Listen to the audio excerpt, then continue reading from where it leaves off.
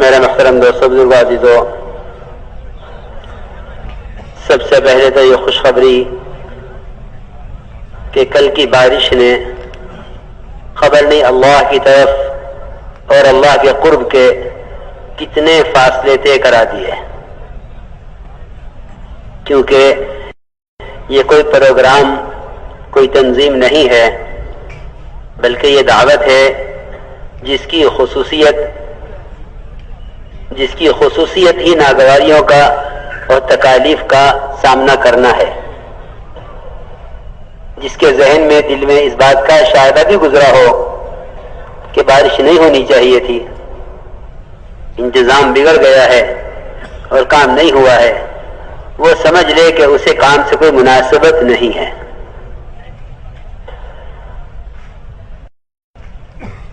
وہ سمجھ لے کہ اسے کام سے کوئی مناسبت نہیں ہے۔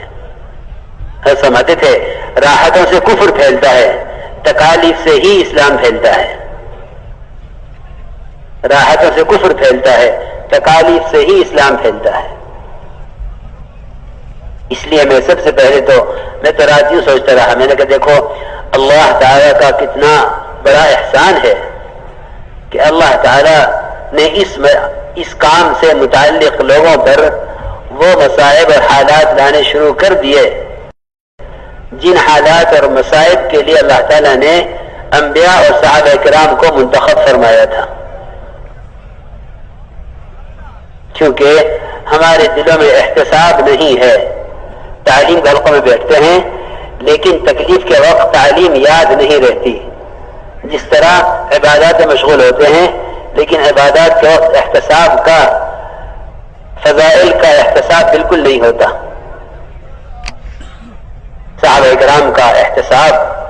اللہ کے وعدوں کی طلب اتنی بڑی ہوئی تھی، اللہ اکبر، کہ جن تکلیفوں کو ہم رو رو کر دعاؤں سے ختم کراتے ہیں ان تکلیفوں کو صحابہ اللہ کے راستے میں رو رو کر مانگا کرتے تھے۔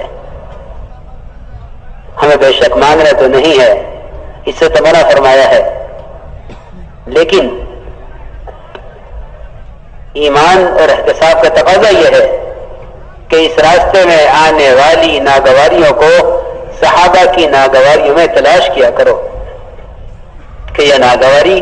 انبیاء اور صحابہ کرام کو کہاں کہاں پیش آئی ہے۔